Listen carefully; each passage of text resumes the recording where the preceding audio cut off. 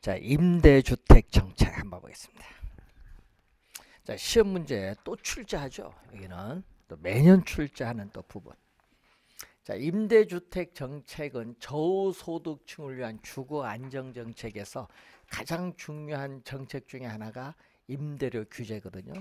자, 여러분이 가격 통제가 있어요. 가격 통제는 가격 규제라고 하는데 정부가 특수한 목적을 달성하기 위해서 이 시장에 직접 개입을 하는 거예요. 그래서 특수한 목적을 달성하기 위해서 시장에 직접 개입을 해서 가격에 인위적인 규제를 하는 거죠. 가격에 인위적인 규제를 하는 것을 가격 통제인데, 이 가격 통제는 크게 최고 가격제와 최저 가격제가 있어요. 자, 이제 여러분이 배우실 용어 중에 최고 가격제 두 가지를 배울 텐데, 하나는 임대료 규제라는 게 있어요.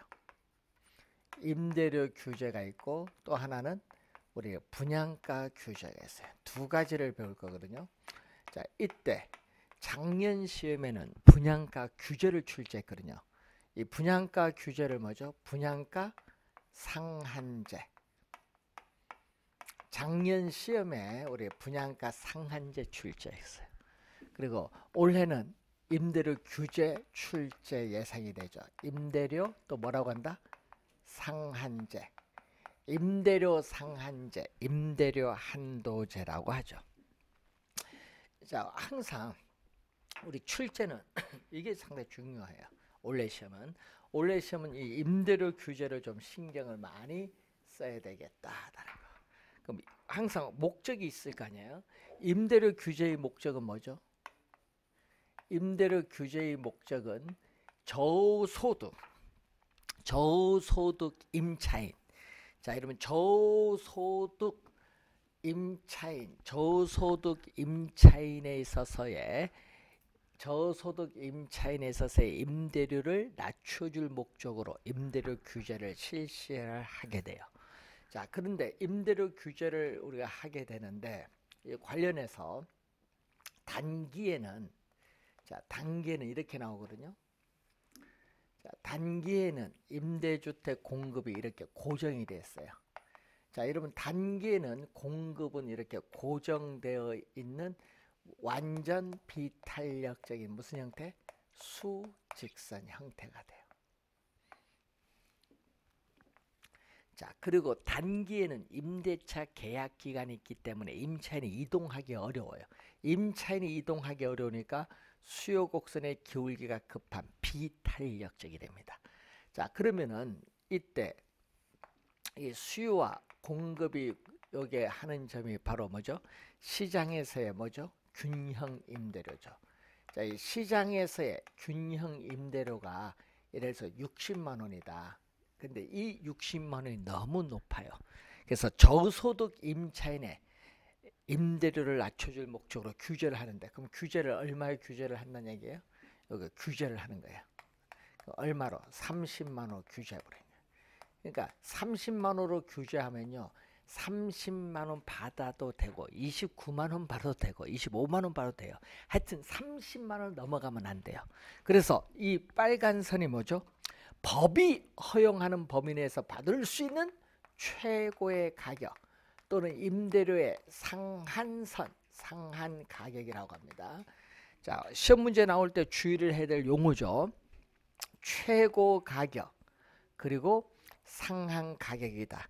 자, 시험에는 이것을 최저 가격으로 많이 출제하고 또 뭘로? 하한 가격으로 많이 출제하거든요. 최저 가격이 아니고 하한 가격도 아니다. 자, 그러면은 이 규제 임대료가 바로 임대료에 뭐를 말한다? 상한선을 말하죠. 임대료에 있어서의 상한선. 임대료의 이 상한선이 바로 뭐다? 규제 임대료다.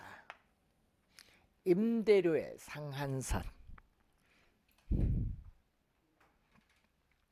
자, 그러면은 이때 공급은 고정됐어요. 단기에. 그런데 임대료는 얼마? 임차인은 30만 원만큼 혜택을 보는데도 공급은 고정됐기 때문에 단기에는 임대료 규제의 효과가 충분히 발휘됩니다. 그래서 단기에는 임대료 이 규제에 있어서의 효과가 충분히 발휘되고 있다. 왜?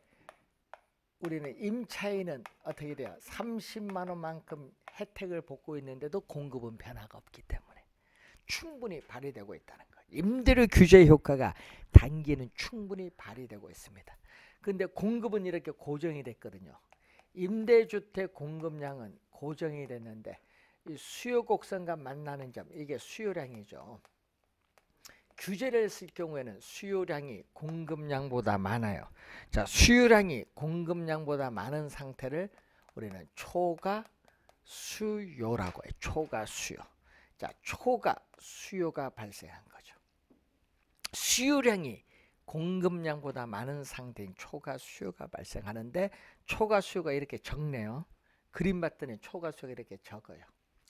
자, 단기에는 초과 수요가 적은데 장기로 가면 어떻게 돼요? 우린 수요는 뭐보다 단기보다는 기울기가 완만해. 왜? 계약 기간이 끝나서 들어오는 사람도 있기 때문에. 그리고 공급은 또 이렇게 가겠죠. 공급은 수직선이 아니라 변해요. 장기로 가면. 그래서 장기로 가면 공급 곡선이 우상향 형태가 되죠. 자, 그럼 이 균형 임대료보다 규제 임대료가 낮게 되는데 그러면 어떻게 돼? 요 임대료의 차이만큼, 자, 요 임대료의 차이만큼 임차인은 이득을 얻기 때문에 임대주택에 대한 수요량은 뭐한다? 증가하죠.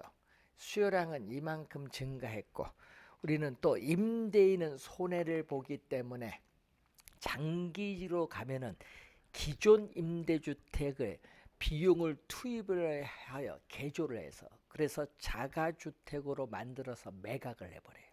또는 기존 임대주택에 자금 투자를 기피해요. 그래서 점점 공급량은 줄어듭니다. 장기적으로는 임대주택 공급량은 감소를 해요. 그럼 공급은 이만큼밖에 안 되고 수요량은 이만큼 있기 때문에 장기적으로는 이만큼의 뭐가 발생한다? 초과 수요가 발생해. 그래서 단기보다는 장기로 갈수록 초과 수요는 더 커져요. 초과 수요는 장기로 갈수록 더 커집니다. 자, 장기로 갈수록 초과 수요는 더 커진데 이 초과 수요가 바로 우리는 임대주택 뭐가 된다? 부족량. 임대주택 부족량을 말하는데 그래 이러한 초과 수요로 인해서 장기에 가면은 뭐가 형성되냐 하면은 블랙 마켓, 암 시장이 형성이 돼. 장기에는 암 시장이 형성된다. 그럼 암 시장이니까 어떻게 돼요? 요 공급량 수준에서 우리는 수요 곡선과 만나는 점까지 기꺼이 지불할 용의가 있죠. 암 시장에서 형성되는 가장 높은 가격. 암 시장에서 형성되는 가장 높은 가격이에요. 그러면은 이 암 시장의 임대료, 규제 임대료, 우린 장기에는 임대료가 2개 생기거든요. 그래서 장기에는 임대료에 대한 이중 가격이 형성되고 있다. 장기는 임대료의 이중 가격이 형성되고 있어요. 자, 그러면 임대료를 규제하면은 가격 기능이 왜곡되거든요. 자, 임대료를 규제하면은 이 가격 기능이 왜곡이 돼요. 이 가격 기능에 있어서의 왜곡을 가져오기 때문에 우리는 자원, 임대주택 시장에서의 자원 배분에 뭐가 발생한다? 비효율성이 나타나요. 자원 배분에 뭐가? 비효율성이 나타난다. 하여튼 규제를 하게 되면.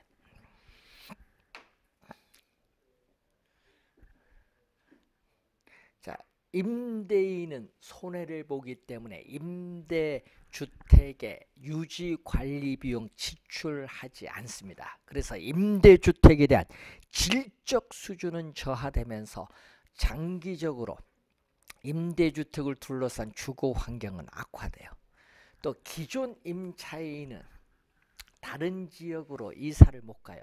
다른 지역으로 이사 가면 암시장에서 높은 임대를 내니까 이사를 못 가는 거야. 그래서 기존 임차인들에 있어서의 주거 이동이 저하되고요. 다른 지역으로 출퇴근하는데 교통 시간을 더 많이 허비하게 만들고 또 교통 혼잡에 따르는 사회적 비용을 증가시킵니다. 예? 암시장이 형성돼서 이제 문제가 생기는 거죠. 자, 그런 이제 문제가 있어요. 그리고 단기에는 보면요. 원래 요 균형 임대료와 요걸 곱한 이 면적이 총 수입인데 규제를 하면은 이제 요 빨간 면적이 총 수입이 돼요. 총 수입. 그러면 어느 부분? 이 노란 부분이거든요. 이 노란 부분이 원래는 임대인의 총 수입에 들어오다가 규제를 하면 이게 못 받는 거예요. 노란 부분을. 그럼 이 노란 부분이 누구에게로? 임대인에게서 누구에게로? 임차인에게로 소득이 재분배되는 효과가 있어요. 자, 이 노란 부분이 임대인에게서 임차인에게로 소득이 재분배되는 효과가 있는데 공급은 변화가 없기 때문에 사회 전체적으로 보면 효율성의 상실은 없어요. 뭐에? 단기에. 임대료 수입이 줄어들면 정부의 임대소득세도 뭔다? 수입도 감소하죠. 당연히 임대료 수입이 줄어들면. 임대인의 임대료 수입이 줄어들면 정부의 임대소득세에 따르는 수입도 줄어든다는 그러한 내용이 되겠습니다.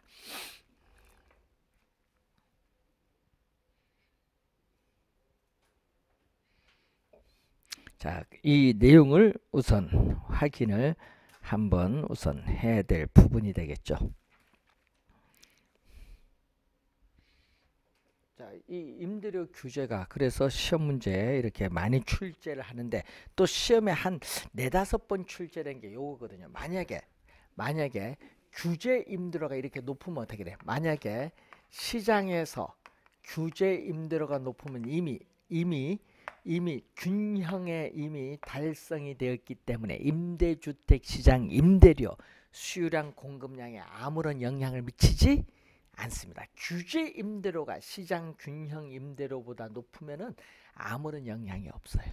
자, 그 내용도 한 4번 정도 출제한 것 같아. 시험에 이거 초과 수요인데요. 시험에 초과 공급으로 또 많이 내요. 초과 수요를 초과 공급으로 많이 내고 임대주택 부족량이 장기로 가면 더 크거든요. 그래서 저소득 임차인은 오히려 규제를 했더니 임대주택 구하기가 더 어려워진다는 문제가 발생해. 임대주택난이 더 심하래요. 그래서 이 규제하기도 어려운 거예요. 그래서 단기는 임대료 규제 효과가 충분히 발휘되고 있지만 장기로 가면은 규제에 따르는 부작용이 심각하기다라는 문제점을 우선 가지고 있다. 자, 임대료 보호조 정책 250페이지 보시면은 자, 임대료 보호조를 또 우선 하게 되겠죠. 자, 정부가 저소득 임차인에게 임대료의 일부를 우리가 보조를 무상으로 해줘요. 그래서 저소득층의 주택 문제를 해결을 하기도 하고요. 또 보조해주는 것은 어떻게 돼요? 간접 개입 수단. 정부의 시장 개입 중 간접 개입 수단인 걸 염두에 두시는데, 자, 그럼 보조를 해줄 때는 2가지가 있거든요. 그 보조를 해주는데 무슨 보조? 현금 보조. 현금 보조를 우리 뭐라고 하냐면 소득 보조라고 해요. 현금 보조는 소득 보조. 현금 보조도 해주면 또 뭐도 해줘요? 집세 보조를 해줘요. 집세 보조는 가격 보조라고 해요. 예? 자, 그러면은 여러분 정부가 저소득 임차인에게 어떻게 돼? 현금, 임대료의 일부를 현금으로 보조해 주거든요. 그러면 현금 보조해 준 금액만큼 어떻게 돼요? 여러분 임대료의 일부를 현금으로 보조해 주면 현금 보조해 준 금액만큼 저소득 임차인의 뭐가 높아진다? 현금 보조를 30만 원 해주면 30만 원만큼 실질 소득이 더 뭐야? 높아지지. 자, 실질 소득이 높아지면은 우선은 임대주택 소비도 증가해요. 소득이 높아지니까. 그래서 여러분이 보조금을 지급을 하기 전보다 지급한 이후에 임대주택 소비가 증가하기 때문에 저소득 임차인의 효용도 그만큼 더 높아지게 돼요. 자, 임대주택 소비도 증가하지만은 또 임대주택 이외의 상품, 임대주택만 말고 임대주택 이외의 상품이 우리는 열등제가 아닌 정상적인 경우에 임대주택 이외의 상품의 소비도 뭐한다? 증가를 하죠. 자, 임대주택 이외의 상품의 소비도 뭐 증가를 해요. 자, 집세를 보조해 준다. 자, 또 집세를 임대의 일부를 우리는 집세로서 보조해 준다. 30만 원을 보조해 주면 어떻게 돼요? 여러분, 현재 시장의 임대료는 60만 원인데 30만 원을 보조해 주면 이제 얼마만 내면 돼? 임차인은 30만 원만 내면 되죠. 그래서 집세 보조해 준 금액만큼 임대료는 상대적으로 어떻게 된다? 하락한 셈. 예? 자, 임대료는 뭐다? 상대적으로 뭐한 셈이 된다? 집세 보조해 준 것만큼 하락한 셈이 돼요. 그래서 임대주택 소비가 증가죠. 여러분, 임대주택 소비할 때만 보조를 주니까 임대주택 소비가 당연히 증가를 하겠죠.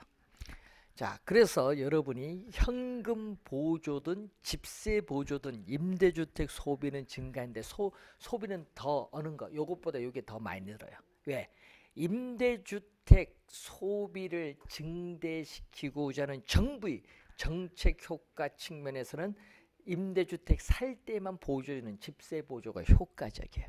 그런데 소비자 효용, 증대 측면에서는 현금 보조가 효과적입니다. 현금 보조는 임대주택뿐만 아니라 다른 상품 소비도 할 수 있거든요. 상품 선택의 폭이 넓어지기 때문에 소비자가 상품을 소비함으로써는 만족, 효용 증대 측면에서 뭐가 좋다?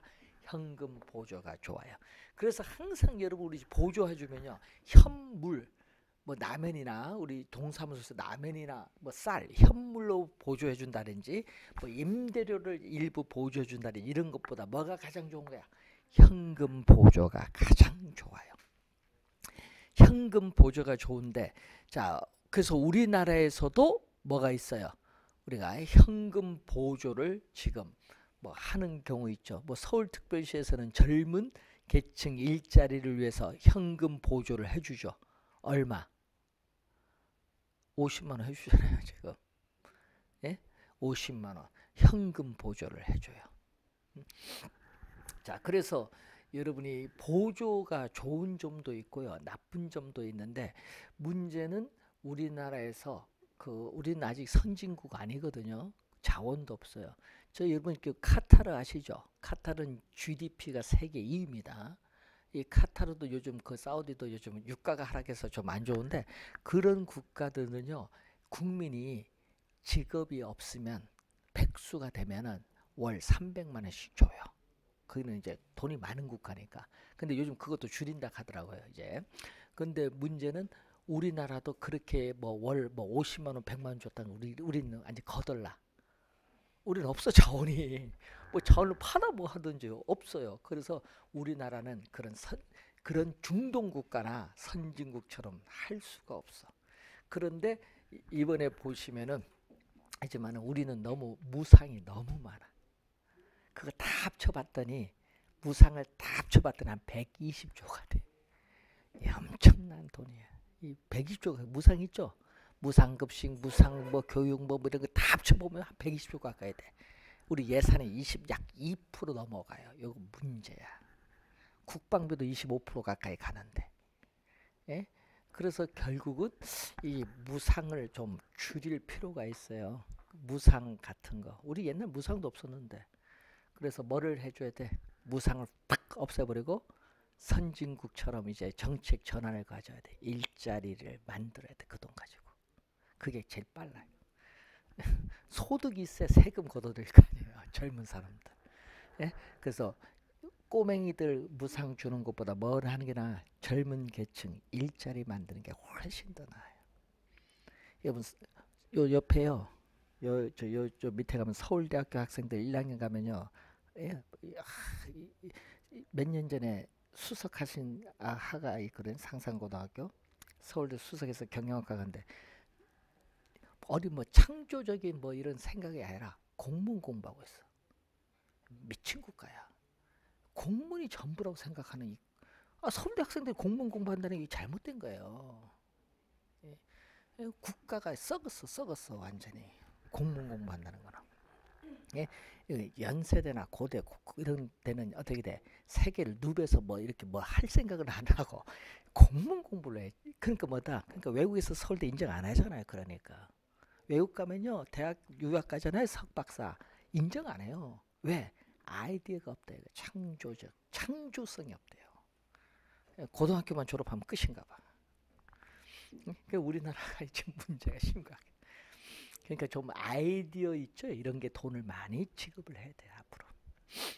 고등학교 없애버려야 돼. 대학교도 없애버리고. 그래서 요즘 보조가 상당히 문제가 많다는 거예요. 그래서 우리나라에서는 또 저소득층이 돈이 없다 보니까 좀 보조를 해주기 위해서 우리나라에서 도입된 제도가 있어요. 뭐가 있다? 우리가 2000 여기 언제 5년도니까 올해 17년이니까 1년 반 전에 도입했는데 2005년 10월 1일부터 도입된 제도가 뭐죠? 주택 바우처 제도라는 게 있어요. 이게. 자, 왜 이게 도입되냐면요. 공공주택 공급을 못 하다 보니까 이걸 도입을 하는데 정부는 누구에게 준다? 정부는 저소득 임차인에게 뭐를 줘요? 바우처를 줘요. 바우처는요. 바우처 상품권 교환권이거든요. 바우처는 상품권 교환권인데 바우처 지급해요. 예를 들어서 30만 원짜리 지급을 했다. 그러면은 임차인은 누구에게? 임대인에게 뭐를 내야 돼? 임대료를 내야 되죠. 임대료를 낼 때 뭐를 포함시킨다? 자기 받은 바우처에다가 뭐를? 현금. 자, 현금 얼마? 30만 원. 바우처 30만 원에서 60만 원 임대를 납부했어요. 그러면 임대인은 바우처를 받았으니까 정부에 뭐를 제시? 바우처를 뭐 한다? 제시를 하면 뭐를 받아? 현금을 받아요. 그러면 왜 정부는 현금으로 지급하지 않고 바우처로 지급하느냐? 바로 다른 용도로 전용될 것을 방지하기 위해서 우리가 다른 용도로 전용되는 것을 방지하기 위해서 뭐를 지급한다? 바우처를 우리가 지급을 한다. 그런 내용이죠. 그리고 문제는 공공주택은 임대료가 싸기 때문에 공공주택은 바우처를 지급 안 해요. 그래서 뭐일 때만 민간 임대주택에만 적용을 해요. 그 민간 임대주택에만 적용하는데 대상이 있죠. 저소득 임차인 대상이 되면 신청하면 돼요. 그러면은 바우처를 받아서 전국에 어느 임대주택 구하든 관계는 없어요. 그러니까 저소득 임차인의 주거 선택권이 보장되어 있다는 점이 장점입니다. 민간 임대주택에 적용합니다. 공공주택은 적용하지 않는다는 거. 그 중요한 제도죠. 주택 바우처 제도. 우선 하나 기억을 좀 해두시기 바라고. 자, 그래서 이러한 우리가 보조도 있지만 또 누구에게 보조를 또 해줄 수 있어요? 공급 측에 또 보조를 해줄 수 있거든요. 자, 공급 측에게 어떻게 돼요? 우리는 임대주택 건설 자금을 주택도시기금법에 따라 주택도시기금을 통해서 저렴한 금리로 어떻게 빌려줄 수 있죠. 그럼 저렴한 금리로 빌려주니까 이자 부담이 낮아지면서 생산비가 하락을 해요. 생산비가 하락을 하면 장기적으로는 뭐가 돼? 임대주택 공급량은 뭐한다? 증가합니다. 그러면 시험에 감소로 많이 내는데 임대주택 공급량이 뭐한다? 증가. 임대주택 공급량이 많아지면은 이전보다 공급량이 많아지면 임대료는 장기적으로 하락을 하면서 혜택을 줄 수 있어요. 임대주택 공급량은 증가한다는 것을 늘 염두에 두시면 되겠네요. 자, 공공주택 정책 253페이지 보시면은 자, 공공주택을 우리는 어떻게 돼?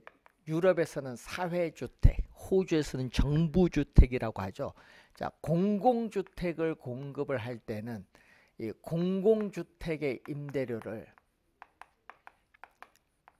자, 공공주택의 임대료를 뭐보다 민간 임대주택의 시장 임대료. 자, 공공주택의 임대료를 민간 임대주택에 있어서의 시장 임대료보다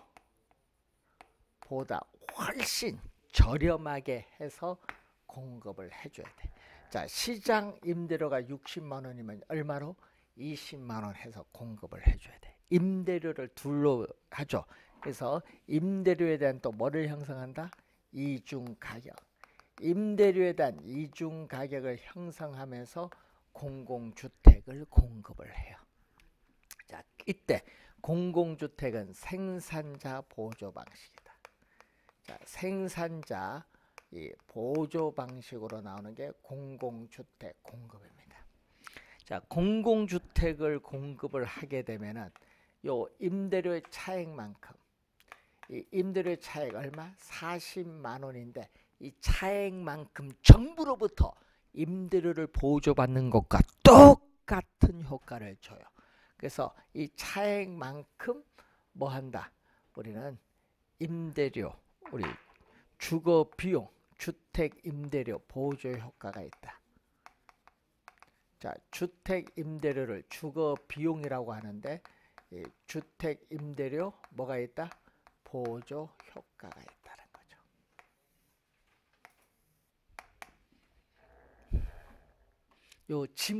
이 지문을 제일 많이 출제합니다. 자, 그래서 또 용어가 또 나오는데 여러분 교재 254페이지에 민간 임대주택 특별법상 용어가 나오는데 거기에 보면은 민간 매입 임대주택이 있거든요.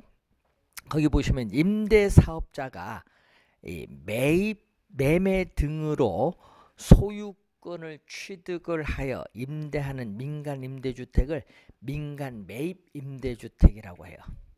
자, 그리고 기업형 임대주택을 보면은 기업형 임대사업자가 8년 동그라미 8년 이상 임대할 목적으로 취득하여 임대하는 민간 임대주택을 말하죠. 그럼 기업형 임대주택을 요즘 뉴스에 나오는 뭐라고 뭔지 아세요? 이게 요즘 뉴스에 나오는 뉴스테이, 요즘 뉴스 나오는 뉴스테이가 요겁니다. 기업형 임대주택가 뉴스테이야. 뉴스 나오는. 자, 중공공임대주택 작년 정답으로 또 출제했어. 뭘로 출제했어요? 일반형 임대사업자가 이 8년을 뭘로 10년은 이렇게 출제하기도 하겠죠. 작년에 8년입니다. 바뀌었어요. 8년 이상 임대할 목적으로 취득하여 임대하는 민간 임대주택을 말합니다.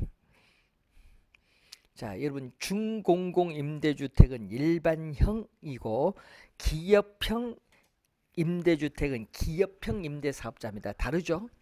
자, 단기 임대주택은 일반형 임대사업자가 4년은 동그라미 5년 아닙니다. 4년 이상 임대할 목적으로 취득하여 임대하는 민간 임대주택을 말하고요. 자, 8번에 보시면은 기업형 임대사업자인데 8년 이상 임대할 목적으로 100호 이상 밑줄, 100호 이상으로서 대통령령으로 정하는 호수 이상의 민간 임대주택을 취득하였거나 취득하려는 임대사업자를 말하고, 기업형 임대사업자가 아닌 임대사업자가 바로 일반형 임대사업자인데 1호 밑줄 1호 이상의 민간 임대주택을 취득하였거나 취득하는 임대사업자를 말합니다. 자, 12번 보시면은 기업형 임대주택 공급 촉진지구가 있죠. 기업형 임대주택 뉴스테이 공급을 촉진하기 위해서 지정고시한 지구를 말합니다. 자, 우선은 용어 잘 기억해 두시고, 자, 공공주택특별법상의 용어가 있죠. 자, 영구 임대주택이 있습니다. 국가나 지방자치단체의 재정을 지원받아 최저소득 밑줄 최저소득입니다. 최저소득 계층의 주거 안정을 위하여, 또 밑줄은 50년 이상 또는 영구적 밑줄 50년 이상 또는 영구적인 임대를 목적으로 공급하는 공공임대주택이 영구임대주택입니다. 자, 국민임대주택이 있죠. 자, 국가나 지방자치단체의 재정이나 주택도시기금법에 따른 주택도시기금의 자금을 지원받아, 자, 밑줄은 저소득 서민, 여러분 최저소득계층이 아닙니다. 이번은 저소득 서민의 주거 안정을 위하여 30년 이상 밑줄 30년 이상 장기간 임대를 목적으로 공급하는 공공임대주택이 바로 우리는 국민임대주택. 그러니까 여러분 용어가 다 다르죠. 영구임대주택, 국민임대주택, 또 행복주택, 요즘 뉴스 많이 나오죠. 국가나 지방자치단체의 재정이나 또 주택도시기금의 자금을 지원받아 대학생, 사회초년생, 신혼부부 등 젊은 층의 밑줄 젊은 층의 주거 안정을 목적으로 공급하는 공공임대주택. 저기 보니까 서울특별시 가자지구에 좀 행복주택 공급하대요. 장기전세주택, 또 용어가 바뀌었는데 국가나 지방자치단체의 재정이나 주택도시기금의 자금을 지원받아 전세, 자 밑줄은 전세계약의 방식으로 밑줄 전세계약의 방식으로 공급하는 공공임대주택을 장기전세주택, 서울특별시의 쉬프트 얘기하는 겁니다. 쉬프트. 자, 분양전환 공공임대주택 요즘 많이 듣죠. 그래서 일정 기간 임대, 우리 LH에서는 보통 10년 이걸 얘기를 많이 하는데 일정 기간 임대 후 분양 전환할 목적으로 우리는 공급하는 공공임대주택을 말합니다.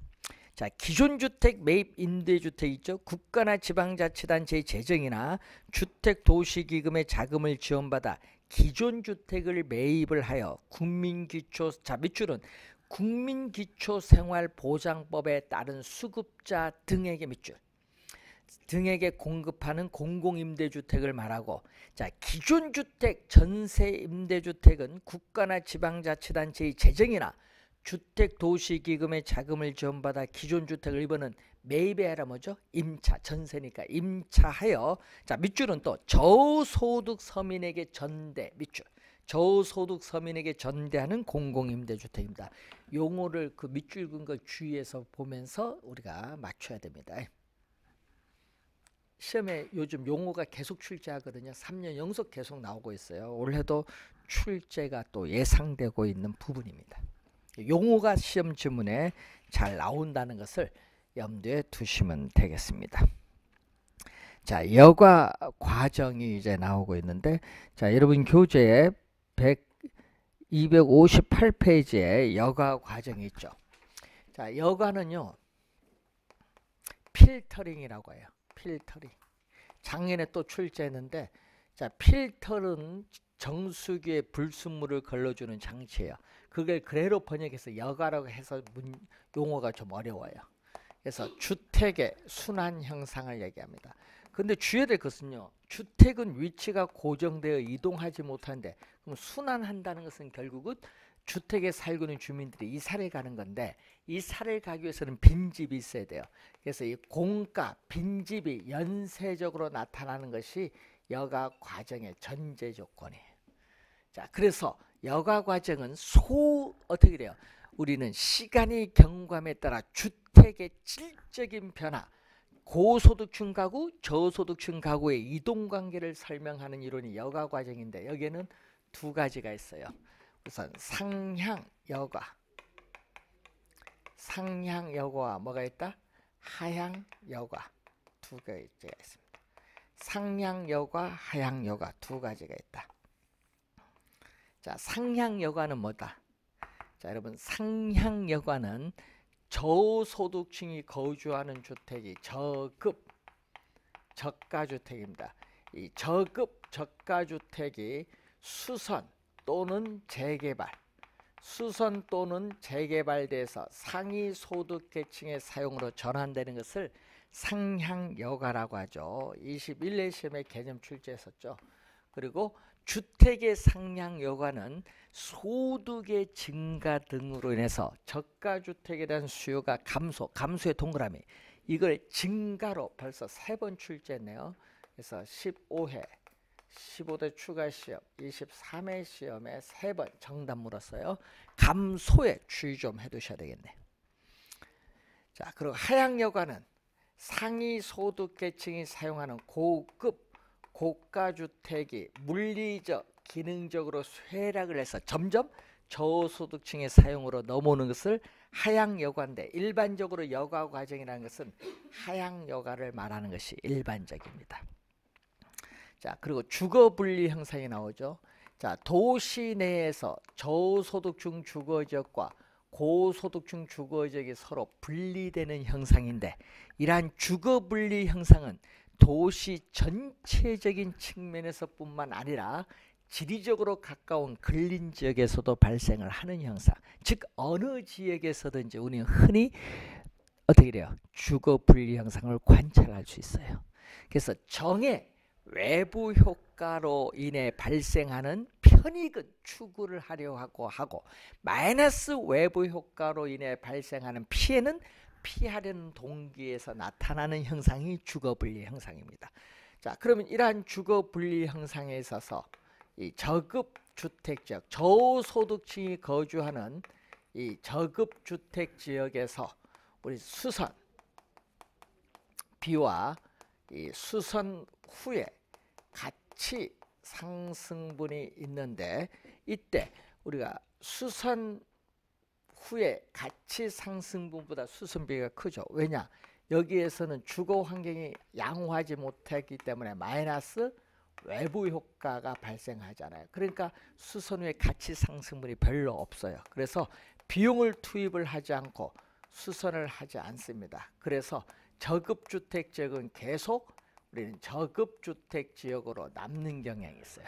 자, 그런데 우리 고소득층이 거주하는 고급주택 지역에서는 양호한 주거 환경으로 인해서 정의 외부 효과를 누리고 있죠. 자, 그렇기 때문에 여기에서는 수선비와 이 수선 후에 우리가 가치 상승분을 비교했더니 어디가 커요? 정의 외부 효과로 인해서 뭐가 크다? 우리는 수선 후에 가치 상승분이 크니까 비용을 투입을 해서 계속 수선을 하죠. 자, 그래서 우리는 고급 주택지역은 계속 고급 주택지역으로 남는 경향이 나타나요. 자, 그런데 문제는 이 수선비와 수선 후의 가치 상승분의 비교인데, 요게 크면 두 가지 경우가 있어요. 비용을 투입을 해서 수선하거든요. 그러면 저급 주택을 수선을 하게 되면은 상향 여가 과정을 통해서 고급 주택 지역으로 변할 수도 있고, 또는 수선을 하지 않을 수 있죠. 수선을 못해서 저급 주택 지역으로 계속 남죠. 수선 못하는 이유는 저급 주택 지역에 살고 있는 주민들의 소득이 낮기 때문에 생기는 문제예요. 자, 그런데 만약에 수선비와 수선 후의 가치 상승분인데 이게 크면은 비용을 투입을 해서 수선을 하지 않죠. 그럼 수선을 하지 않으면은 이 지역에 살고 있는 고소득층 주거 환경이 좋은 다른 지역으로 이사 가면 이 지역에는 누가 들어오는 거야? 이렇게 저소득층 가구가 들어오죠. 들어오는 것을 우리는 침입인데, 이 하향 여가. 자, 여러분이 우리 상향으로 19회 시험에 출제했었죠. 하향 여가에 따르는 뭐가 발생한다? 침입이 나타나요. 들어오는 이 침입으로 인해서 점점 이 지역은 뭘로? 저급 주택 지역으로 바뀌죠. 이렇게 계속 들어오면서 이 지역은 저급 주택 지역으로 바뀌어요. 자, 새로운 요소의 침입으로 인해서 우리는 그 지역이 다른 토지용 주체로 바뀌는 이 형상을 뭐라고 하냐면 천이 또는 계승이죠. 그래서 인근 지역의 여가 과정에는 침입 계승의 논리가 적용되고 있습니다. 자, 용어 좀 기억을 좀 해두셔야 되겠고, 이때 여러분이 어디 저급 주택 지역 가까이 있는 고급 주택은 마이너스 외부 효과로 인해서 건축비도 거의 못 미쳐요. 그렇기 때문에 여기는 뭘 할인, 디스카운트, 할인이 돼서 거래가 이루어지고, 자, 그리고 어디 고급 주택 가까이 있는 저급 주택은 정의 외부 효과로 인해서 가격이 오르겠죠. 그래서 여기는 뭐야? 프리미엄, 할증료가 붙어서 거래가 이루어진다. 할증료, 프리미엄이 붙어서 거래가 이루어진다는 그런 내용입니다. 자, 이 내용을 지금 여러분 교재에 259페이지에 설명하고 있는 그러한 내용이 되겠습니다. 자, 그리고 맨 밑에 보시면은 불량주택인데, 불량주택은 저소득층이 거주하는 주택입니다. 저소득층이 거주하는 주택인데, 불량주택의 문제는 주택 그 자체가 문제가 아니라 소득이 낮기 때문에 생기는 문제입니다. 그래서 시장에서 불량주택이 공급되는 것은 시장에서 자원이 비효율적으로 배분이 이루어지는 시장의 실패의 형상이 아니라 자원이 효율적으로 배분이 이루어지고 있기 때문에 나타나는 형상이다. 이렇게 보시면 되겠습니다. 그래서 우리 다음 주에는 분양가 규제부터 강의를 진행하도록 하겠습니다. 자, 오늘 수고하셨습니다.